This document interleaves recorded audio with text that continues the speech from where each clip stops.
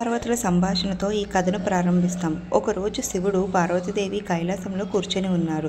దేవి, ఈ 3 విషయాలను ఎవరు ఎప్పుడు ఎవరితోని చెప్పకూడదు.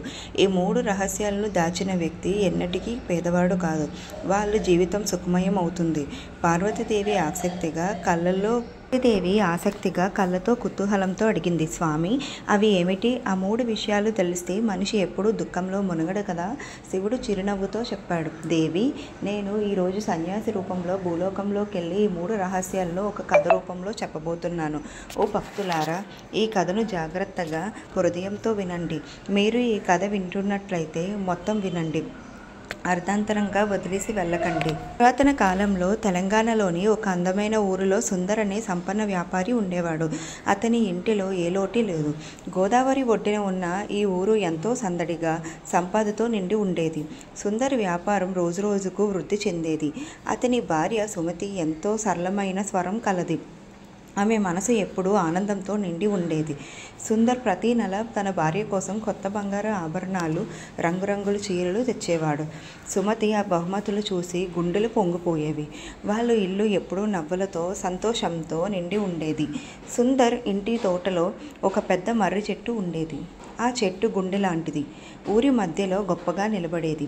ఆ చెట్టు కింద ఒక సన్యాసి ఆసనం వేసుకొని ధ్యానం చేసేవాడు. ఆ సన్యాసి చూడటానికి సాధారణంగా ఉన్న అతని కళ్ళల్లో ఏదో దివ్యమైన తేజస్సు ఉండేది. సుందర్, సుమతి ఇద్దరూ ఆ సన్యాసిని ఎంతో గౌరవించేవారు. అతని సేవలో ఏ లోటు రానివ్వకుండా చూసేవారు. ఆ సన్యాసి చాలా సంవత్సరాలు ఆ చెట్టు కిందే ఉన్నాడు. సుందర్ ప్రతిరోజు అతన్ని ఇంట్లో వండిన రుచికరమైన భోజనం పంపేవాడు.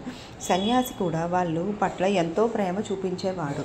నిజానికి ఆ సన్యాసి శివుడే. అతనికి ఏ లోటు లేదు. కానీ సుందర్ సుమతి సేవలో ఆనందించేవాడు. కానీ సుమతి స్వభావం కొంచెం బోలాగా ఉండేది. ఇంట్లో జరిగే చిన్న విషయాన్ని కూడా బయట వాళ్ళతో చెప్పేది. ఆమెకు ఏదీ దాచడం రాదు. ఆమె మనసు అంత స్వచ్ఛమైనది. ఒక రోజు సుమతి తన భర్తతో అంది. స్వామి, మీ వ్యాపారం ఎలా నడుస్తుంది? ఇంత సంపాదన ఎలా సాధిస్తున్నారు? నాకు కొంచెం కూడా చెప్పండి. సుందర భార్య మాటలు విని ఆమె పట్ల ప్రేమతో ఏమీ దాచకుండా అన్నీ చెప్పేశాడు. ప్రియే, నేను గోదావరి ఒడ్డు నుంచి ధాన్యం తక్కువ ధరకు కొని ఇక్కడ ఎక్కువ ధరకు అమ్ముతాను. అలా మనం లాభం సంపాదిస్తాం అని అన్నారు. సుందర్ మాటలు విని సుమతి ఆనందంతో గుండెలు పొంగిపోయాయి. అరే, నా భర్త ఎంత తెలివైనవాడు అనుకుంది. ఈ విషయము ఊరంతా తెలియాలని ఆమె మనసులో అనుకుంది. ఆమె ఊళ్ళో అందరితో, పొరుగు వాళ్లతో, స్నేహితులతో ఈ విషయం చెప్పడం మొదలుపెట్టింది. మా ఆయన గోదావరి ఒడ్డున ధాన్యం కొని ఇక్కడ అమ్మి బోల్డ్ డబ్బులు సంపాదిస్తారు అంటూ గొప్పగా చెప్పేది. ఆమెకు అది గర్వంగా అనిపించింది. కానీ ఆమె ఈ చిన్న తప్పు ఎంత పెద్ద సమస్య అవుతుందో తెలియలేదు. ఈ వార్త అడవిలో నిప్పులా పాకింది. సుందర్ ధనం ఎలా సంపాదిస్తాడో తెలిసిన వాళ్ళు కూడా ఆ ధాన్యం వ్యాపారంలోకి దిగారు. ఇంతకుముందు సుందర్ తక్కువ ధరకు కొనే ధాన్యం ఇప్పుడు ఎక్కువ ధరకు అమ్మడం మొదలయ్యింది. దీంతో సుందర్ వ్యాపారం కొంచెం కొంచెంగా కొట్టుకుంటూ సాగింది. లాభం తగ్గిపోయింది. ఖర్చులు పెరిగాయి. కొన్నాళ్లకు సుందర సంపాదన కరిగిపోయింది. అతను పేదరికంలోకి జారుకున్నాడు. అతని గుండె బరువెక్కింది. ఆ బాధలో అతను ఒంటరిగా తోటలో మర్రి చెట్టు కింద కూర్చున్నాడు. ఒకరోజు సుందర్ ఆ తోటలో బాధతో కూర్చొని ఉండగా సన్యాసి శివుడు అతనికి వచ్చాడు. సుందర్ మొహంలో దుఃఖం చూసి సన్యాసి దయతో అడిగాడు. సుందర్, ఏమైంది? నీవు ఎందుకు ఇంత బాధపడుతున్నావు? సుందర్ తన గుండెలో బాధని బయటపెట్టాడు. స్వామి, నా వ్యాపారం నాశనం అయ్యింది. ఊళ్ళో అందరూ నేను చేసే ధాన్యం వ్యాపారంలోకి దిగారు. ఇంతకుముందు తక్కువ ధరకు లభించే ధాన్యం ఇప్పుడు రేటు పెరిగింది. నాకు లాభం రావట్లేదు. నా సంపద అంతా కరిగిపోయింది. సన్యాసి సుందర్ మాటలు విని శాంతంగా అడిగాడు. సుందర్, నీవు ఈ వ్యాపార రహస్యం ఎవరితో అయినా చెప్పావా? సుందర్ కొంచెం ఆలోచించి చెప్పాడు. అవును స్వామి, నేను నా భార్య సుమతితో ఈ విషయం చెప్పాను. ఆమె నన్ను అడిగినప్పుడు నేను అన్ని వివరంగా చెప్పాను. సన్యాసి శివుడు మనసులో నవ్వుకొని సుందర్తో అన్నాడు. సుందర్, నీవు పెద్ద తప్పు చేశావు. కొన్ని రహస్యాలను ఎంత సన్నిహితులైనా చెప్పకూడదు. నీకు ఒక కథ చెప్పి ఈ 3 విషయాలు ఎందుకు రహస్యంగా ఉంచాలో వివరిస్తాను. ఈ కథ విని నీవు నీ తప్పుని తెలుసుకుంటావు. సన్యాసి కథ మొదలుపెట్టాడు. సుందర్ చాలా సంవత్సరాల క్రితం ఒక ఊరిలో రామ్ అనే వ్యక్తి ఉండేవాడు. అతని జీవితం ఎంతో కష్టాలతో ఉండేది. అతనికి భార్య లక్ష్మి, 2 చిన్న పిల్లలు ఉండేవారు. కానీ అతని ఇంట్లో తినడానికి తిండి కూడా సరిపోయేది కాదు. ఒక్కోసారి సాయంత్రం తిన్నా ఉదయంకి ఏమీ ఉండేది కాదు. ఒక్కోసారి ఉదయం తిన్నా సాయంకాలం పస్తులు ఉండేవారు. రాము రోజు కూలి పని చేసేవాడు, కానీ ఆ డబ్బు ఇంటి ఖర్చులకు సరిపోయేది కాదు. ఒకరోజు లక్ష్మి రామ్తో అంది, స్వామి, ఈ పేదరికం మనల్ని బాధిస్తుంది. ఇలా ఎన్నాళ్ళు సాగుతుంది? నేను ఇంటిని ఏదోలా చూసుకుంటాను. నీవు బయటికి వెళ్ళి డబ్బు సంపాదించు. మన పిల్లల కోసం ఏదైనా చెయ్యాలి. లక్ష్మి మాటలు విని రాము గుండె బడవెక్కింది. అతను తన పిల్లలను, భార్యను చూసి కళ్ళల్లో నీళ్లు తిరిగాయి. కానీ ఆమె మాటలు నిజమని అతనికి తెలుసు. అతనికి ఒకరోజు రామ్ ధైర్యం చేసి డబ్బు సంపాదించడానికి ఊరు వదిలి బయలుదేరాడు. రాము అడవులు, కొండలు దాటి నడిచాడు. చాలా దూరం ప్రయాణించి అలసిపోయాడు. ఒక్క అడవిలో ఒక పెద్ద వేప చెట్టు కనిపించింది. ఆ చెట్టు నీడలో చల్లగా ఆహ్లాదంగా ఉండేది. రాము ఆ చెట్టు కింద విశ్రాంతి తీసుకోవాలని అనుకున్నాడు. అతను చెట్టుని కింద పడుకొని ఆకాశంలో మేఘాలను చూస్తూ ఉన్నాడు. అప్పుడు అతను ఒక వింత దృశ్యం చూశాడు. ఒక పెద్ద పాము ఆ చెట్టు మీదకు ఎక్కుతుంది. రాము ఆశ్చర్యంగా ఆ పామును గమనించాడు. ఆ చెట్టు డొంకల్లో చిలుకల గూడు ఉండేది. అతను చిన్న చిలుకలు ఉండేవి. పాము ఆ గూటి వైపు వెళ్తుంటే చిన్న చిలుకలు భయంతో అరవసాగాయి. రాము గుండెలో ఏదో తట్టినట్టు అయ్యింది. ఈ పాము ఆ చిన్న పిల్లలను తినేయబోతుంది. నేను చూస్తూ ఊరుకుంటే పాపం తగులుకుంటుంది అనుకొని అతను వెంటనే లేచి చెట్టు మీదకు ఎక్కాడు. ఒక కర్రతో ఆ పామును కొట్టి చంపేశాడు. ఆ పాము కింద పడిపోయింది. రాము తిరిగి కిందకు వచ్చి చెట్టు కింద పడుకున్నాడు. చిలుకలు అతను చూసి మనసులో ఎంతో కృతజ్ఞత చెప్పాయి. కొంతసేపటికి చిలుకల తల్లిదండ్రులు గూటికి వచ్చాయి. వాళ్ళు పిల్లలు సంతోషంగా ఉండడం చూసి ఏమైంది అని అడిగారు. చిన్న చిలుకలు జరిగిన విషయం చెప్పాయి. ఈ మనిషి మనల్ని రక్షించాడు. ఒక పెద్ద పాము మమ్మల్ని తినడానికి వచ్చింది, కానీ ఇతను ఆ పామును చంపి మమ్మల్ని కాపాడాడు అని చెప్పాయి. చిలుకలు రాము దగ్గరకు వచ్చి అన్నాయి, ఓ మనిషి, నీవు మా పిల్లలను కాపాడావు. నీవు ఎవరు? ఇక్కడికి వెళ్తున్నావు? రాము తన కథను చెప్పసాగాడు. నేను ఒక బీదవాడిని. మా ఇంట్లో తినడానికి తిండి కూడా లేదు. అందుకే డబ్బు సంపాదించటానికి బయటికి వచ్చాను. ఈ చెట్టు నీడలో విశ్రాంతి తీసుకుంటుంటే ఈ దృశ్యం చూశాను. నీ పిల్లలను కాపాడాలని అనిపించింది అని అన్నాడు.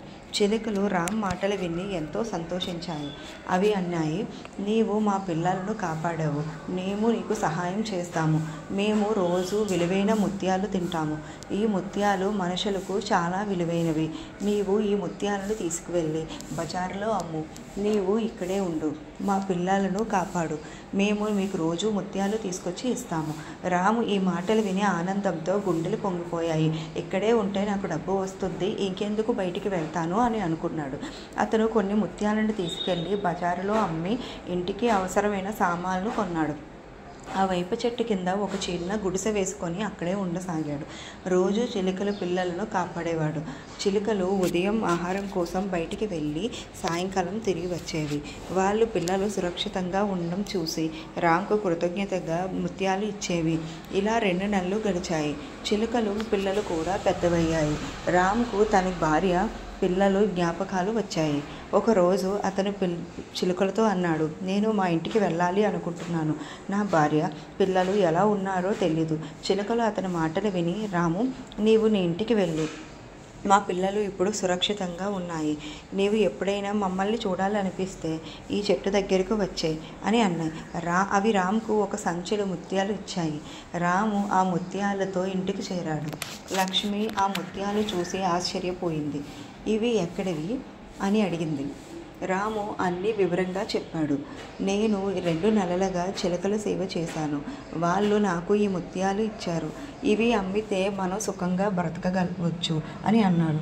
లక్ష్మి ఆనందంతో కళ్ళల్లో నీళ్లు తిరిగాయి. వాళ్ళు ఆ ముత్యాలను అమ్మి కొత్త ఇల్లు కట్టించారు. పిల్లలకు మంచి బట్టలు, ఆహారం కొన్నారు. రామ్ జీవితం సుఖమయమైంది. కానీ ఒకరోజు ఆ ఊరి రాజు విక్రమ్కు ఒక వింత వ్యాధి సోకింది. ఎంతోమంది వైద్యులు వచ్చి చూసినా ఆ రోగం తగ్గలేదు. ఎవరు రాజును బాగు చేయలేకపోయారు. ఒక వైద్యుడు చెప్పాడు, మహారాజా, చిలుక పిల్ల మాంసం తింటే మీ వ్యాధి తగ్గుతుంది. ఈ మాట విని రాజు ఆదేశం జారీ చేశారు. ఎవరైనా చిలుక పిల్లని తెలిస్తే వారికి బంగారు నాణాలు బహుమతిగా ఇస్తానని చెప్పారు. ఈ వార్త ఊరంతా పాకింది. అందరూ చిలకల కోసం వెతకడం సాగారు. ఒకరోజు లక్ష్మి పొరుగు స్త్రీలతో కబుర్లు చెప్తుంది. అప్పుడు రాజు ఆదేశం గురించి చర్చ మొదలయ్యింది. ఒక స్త్రీ అంది, చిలుక పిల్ల తేవడం అంత సులభమేం కాదు. లక్ష్మి ఆ మాటలు విని గర్వంగా అంది, అరే అదేం పెద్ద విషయమేం కాదు. మా ఆయన 2 నెలలు చిలుకల సేవ చేశాడు. ఆయనకు చిలుకలు తెచ్చి ఇవ్వడం చిన్న విషయం. ఆమె ఆ మాటలు వినగానే ఆ వార్త ఊర్లో అందరికీ తెలిసిపోయింది. ఈ విషయం రాజు విక్రమ్ చెవిన పడింది. అతను తన సైనికులను పిలిచి రామును పట్టుకురండి, అతన్ని నా దగ్గరకు తీసుకురండి అని ఆదేశించాడు. సైనికులు రామును రాజు దగ్గరికి తీసుకువెళ్ళారు. రాజు అన్నాడు, రాము, నీవు చిలుకల సేవ చేశావని విన్నాను. నీవు నాకు ఒక చిలుక పిల్లను తీర్చిపెట్టు, నీకు ముద్దమందున బంగారం ఇస్తాను. రాము ఈ మాటలు విని భయపడ్డాడు. మహారాజా, నేను వాటి ప్రాణాలు కాపాడాను. వాటిని ఎలా తెచ్చి ఇస్తాను? దయచేసి నన్ను క్షమించండి అని అన్నాడు. రాజు కోపంతో ఊగిపోయాడు. నీవు నా ఆదేశాన్ని పాటించకపోతే నీ భార్యను పిల్లలను చంపేస్తాను అని అన్నాడు. రాము గుండె బద్దలైంది. అతను ఇంటికి వచ్చి లక్ష్మిని తిట్టాడు. నీవు ఈ విషయం ఎందుకు చెప్పావు? నీవు చేసిన ఈ తప్పు వల్ల మనకి నాశనం కలుగుతుంది. లక్ష్మి కళ్ళల్లో నీళ్లు తిరిగాయి. ఆమె అంది, స్వామి, నాకు తెలీదు, కానీ ఇప్పుడు మనం ఏం చేయాలి? రామ్ బాధతో ఆ వేప చెట్టు దగ్గరకు వెళ్ళాడు. చిలుకలు అతన్ని చూసి సంతోషించాయి. కానీ రాము ముఖంలో దిగులు చూసి అడిగాయి, రాము, ఏమైంది? రాము తన బాధను చెప్పాడు. చిలుకలు అతని మాటలు విని, చింతించకు, మా పిల్లల్లో ఒకటి నీతో వస్తుంది అని అన్నాయి. ఒక చిన్న చిలుక ముందుకు వచ్చి అంది, నీవు మమ్మల్ని కాపాడావు, ఇప్పుడు నీకు సహాయం చేయడం మా వంతు. రాము ఆ చిలుకను తీసుకెళ్లి రాజుకు ఇచ్చాడు. రాజు ఆ చిలుకను ఒక బోన్లో బంధించాడు. రేపు ఉదయం దీన్ని మాంసం తింటాను అని అన్నాడు. రాజుకు ఒక కొడుకు ఉన్నాడు. అతని పేరు అతను ఆ చిలుకను బోన్లో చూసి తన స్నేహితులతో అన్నాడు, ఈ చిలుక ఎంత అందంగా ఉందో, దీన్ని బోన్లో ఎందుకు బంధించారు? వీటిని వదిలేద్దాం. అతను బోన్లు తెరిచాడు. చిలుక ఆకాశంలోకి ఎగిరిపోయింది. ఈ విషయం రాజుకు తెలిసింది. అతను కోపంతో అర్జున్ని తిట్టాడు. నీవు నా ప్రాణాలను పణంగా పెట్టావు, ఇప్పుడు నీవు ఈ రాజులను ఉండకూడదు అని దూరం నుంచి తరిమేశాడు. అర్జున్ బాధంతో ఊరు వదిలి అడవిలోకి వెళ్ళాడు. ఇంతలో ఆ చిలుక తన తల్లిదండ్రుల దగ్గరకు చేరుకుంది. అది అన్నీ చెప్పింది. చిలుకలు అన్నాయి, అర్జునుడు నిన్ను కాపాడాడు, ఇప్పుడు మనం అతన్ని కాపాడాలి. చిలుక అర్జున్ దగ్గరకు వెళ్ళింది. అర్జున్ దాన్ని చూసి గుర్తుపట్టాడు. నీవు నా కొడుకు అని అన్నాడు. చిలుక అంది, నీవు నన్ను కాపాడావు, ఇప్పుడు నీతో ఉంటాను. అర్జున్ గుండెల్లో కొంచెం ఆనందం చిగురించింది. వాళ్ళు ఇద్దరూ కలిసి ఒక కొత్త ఊరికి వెళ్ళారు. అక్కడ ఒక అందమైన తోటలోకి చేరుకున్నారు. ఆ తోటలో ఆ ఊరి రాజు కూతురు సౌందర్య రోజు తన స్నేహితులతో ఆడుకుండేది. ఒకరోజు సౌందర్యకి వచ్చింది. అర్జున్ ఆమె అందాన్ని చూసి మునిగిపోయాడు. అతను ఒక చెట్టు వెనక దాక్కున్నాడు. చిలుక సౌందర్య దగ్గరకు వెళ్ళింది. సౌందర్య ఆ చిలుకను చూసి ముగ్ధురాలయ్యింది. ఆమె దాన్ని పట్టుకోవాలని చూసింది, కానీ చిలుక ఎగిరిపోయింది. అర్జున్ సౌందర్య అందానికి పూర్తిగా ఆకర్షితుడయ్యాడు. అతను చిలుకతో అన్నాడు, నాకు ఆమెతో మాట్లాడాలి, దయచేసి సహాయం చేయు. చిలుక అర్జున్ రుమాలను తీసుకువెళ్ళి సౌందర్య గదిలో పెట్టింది. ఆమె చీరను తీసుకొచ్చింది. ఉదయం సౌందర్య ఆ రుమాలను చూసి ఆశ్చర్యపోయింది. ఆమె గదిలో రాత్రి ఎవరో వచ్చారని అర్థమైంది. ఆమె సైనికులను పిలిచి గట్టిగా కాపలా పెట్టమని చెప్పింది. మరుసటి రోజు చిలుక మళ్ళీ వచ్చి అర్జున్ రాసిన ఒక లేఖను సౌందర్య గదిలో పెట్టింది. ఆ లేఖను ఇలా ఉంది, సౌందర్య, నిన్ను చూసినప్పటి నుంచి నా మనసు నీదే, నీతో పెళ్లి చేసుకోవాలని కోరుకుంటున్నాను. నీవు తోటలోకి వస్తే నిన్ను కలుస్తాను. సౌందర్య ఆ లేఖ చదివి తోటలోకి వెళ్ళింది. అక్కడ చిలుక మాత్రమే కనిపించింది. చిలుక అంది, సౌందర్య, నీవు కలవాలనుకున్న వ్యక్తిని నేను చూపిస్తాను, కానీ నీవు అతన్ని బంధించకూడదని మాట ఇవ్వు. సౌందర్య మాట ఇచ్చింది. చిలుక అర్జున్ను పిలిచింది. అర్జున్ సౌందర్యను చూసి ఆమె అతన్ని చూసి ఇద్దరు ఒకరికొకరు ప్రేమలో మునిగిపోయారు. అర్జున్ తన కథను చెప్పాడు. సౌందర్యకు అతని పట్ల సానుభూతి కలిగింది. వాళ్ళు రోజు తోటలో కలుసుకునేవారు.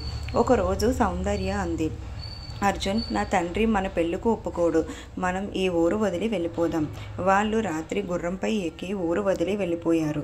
చాలా దూరం వెళ్ళి ఒక అడవిలో ఒక గుడిసె వేసుకొని పెళ్లి చేసుకున్నారు. చిలుక కూడా వాళ్ళతోనే ఉంది. వాళ్ళ జీవితం సంతోషంగా సాగిపోయింది. కానీ వాళ్ళు ఒకరోజు వాళ్ళ గుడిసెలో అనుకోకుండా నిప్పు అంటుకుంది. ఆ నిప్పు ఆర్పే క్రమంలో చిలుక ఒక రెక్క దెబ్బతింది. అది అర్జున్తో అంది, నువ్వు నీ ఇంటికి వెళ్ళు. నీ తండ్రి కోపం తగ్గి ఉంటుంది. నా రెక్క కోలుకున్నాక నేను వెళ్ళి కలుస్తాను. అర్జున్, సౌందర్య ఊరు బయలుదేరారు. వాళ్ళు ఒక నది దగ్గరకు చేరుకున్నారు. అక్కడ ఒక ఓడ నడిపేవారు. వాళ్ళు ఓడ ఎక్కారు. ఓడ కరెక్ట్గా మధ్యలోకి చేరుకున్న తర్వాత అక్కడ ఒక ఎలుక ఎక్కడం ఓడవాడు గమనించాడు. అది గమనించి ఎలుకను నీటిలోకి పారేయబోతుంటే అర్జున్ అన్నాడు, ఎందుకు పారేస్తున్నావు? ఈ ఎలుకని ఉన్ని అన్నాడు. ఆ ఎలుక ఉంచిన తర్వాత కాసేపు అయ్యేపటికి చిన్న రంధ్రం చేసింది. నీళ్లు లోపలికి రావడం మొదలయ్యాయి. ఓడ మునిగిపోయింది. అర్జున్, సౌందర్య నీళ్లలో కొట్టుకుపోయారు. అర్జున్ ఒక ఒడ్డుకు చేరుకున్నాడు. సౌందర్య మరో ఒడ్డుకు చేరింది. సౌందర్య ఒక తోటివాడు చూసి రాజు దగ్గరకు తీసుకువెళ్ళాడు. రాజు సౌందర్య అందానికి మునిగిపోయాడు. అతను ఆమెను రాణిగా చేసుకోవాలని అనుకున్నాడు. సౌందర్య బుద్ధిగా, కొన్ని రోజులు ఆగండి అని అన్నది. ఆమె రాజు అతిథిగా రాజభవనంలో ఉండసాగింది. ఇంతలో అర్జున్ ఆ ఊరిలో సౌందర్య ఉందని తెలుసుకున్నాడు. అతను ఆమె దగ్గరకు వెళ్ళాడు. సౌందర్య అతన్ని చూసి కళ్ళల్లో నీళ్లు తిరిగాయి. ఆమె అంది, స్వామి, నీవు ఇక్కడే ఉండు. నేను రాజుకు సేవ చేస్తున్నాను. సరైన సమయం వచ్చినప్పుడు మనం ఇక్కడి నుంచి వెళ్దాం. అర్జున్ రాజు సేవకుడిగా చేరాడు. ఒకరోజు ఆ చిలుక ఇప్పుడు దాని రెక్క కోలుకొని సౌందర్య దగ్గరకు వచ్చింది. సౌందర్య, అర్జున్ తమ కథ చెప్పారు. చిలుక అంది, ఈ రాత్రి రాజు సైనికులు నిద్రపోతారు. అప్పుడు మీరు ఈ రాజ్యం వదిలి వెళ్ళిపోండి. అలాగే జరిగింది. రాత్రి సైనికులు నిద్రలో జారుకున్నప్పుడు అర్జున్, సౌందర్య రాజ్యం వదిలేసి వెళ్ళిపోయి తన నాన్నగారి రాజ్యంలోకి చేరుకున్నారు. తన తండ్రితో తన భార్య గురించి జరిగిన సంభాషణ అంతా అని చెప్పారు. రాజు తన కోడలను చూసి ఆనంద బాష్పాలు పొంగాయి. అతను తన తప్పును గుర్తించాడు. నీవు ఆ చిలుకను కాపాడావు, ఆ చిలుక నిన్ను కాపాడింది అని అన్నాడు. రాజు ఆ రోజు నుండి రాజ్యంలో పక్షులను, జంతువులను కాపాడాలనే ఆదేశం ఇచ్చాడు. సన్యాసి సుందర్తో అన్నాడు, సుందర్, ఈ కథ నీకు ఒక గుణపాఠం నేర్పుతుంది. కొన్ని రహస్యాలను ఎవరితోని చెప్పకూడదు. నీవు నీ భార్యతోని నీ వ్యాపార రహస్యం చెప్పావు. అది నీ స్నేహానికి కారణమైంది. ఇక నుండి ఈ 3 విషయాలు గుర్తుంచుకో. 1, నీ సంపాదన రహస్యం ఎవరితోని చెప్పకు. 2, ఇంటి గొడవలు, ప్రేమ విషయాలు బయట విషయాలకు చెప్పకూడదు. 3, నీ బలహీనతను ఎవరి ముందు బయట పెట్టకూడదు. ఇలా చేస్తే నీ జీవితం సుఖమయం అవుతుంది. ఓ భక్తులారా, సుందర్ ఈ కథ విని తన తప్పును తెలుసుకున్నాడు. అతను సుమతితో మాట్లాడి ఇక నుండి ఇంటి రహస్యాలను బయట చెప్పవద్దని చెప్పాడు. ఈ కథ మనకు ఒక గొప్ప గుణపాఠం. జీవితం కొన్ని విషయాలు రహస్యంగా ఉంచితే మన సంపద, సుఖం, శాంతికి కాపాడబడతాయి. ఈ కథ మనలో ఒక కొత్త ఆలోచనలను, జీవన విలువను నింపుతుంది. శివుడి ఆశీస్సులతో మన జీవితం ఆనందమయం కావాలని కోరుకుంటున్నాను. మీకు ఈ కథ నచ్చినట్టయితే మా ఛానల్ను సబ్స్క్రైబ్ చేసుకోండి, లైక్ చేయండి, కామెంట్ చేయండి.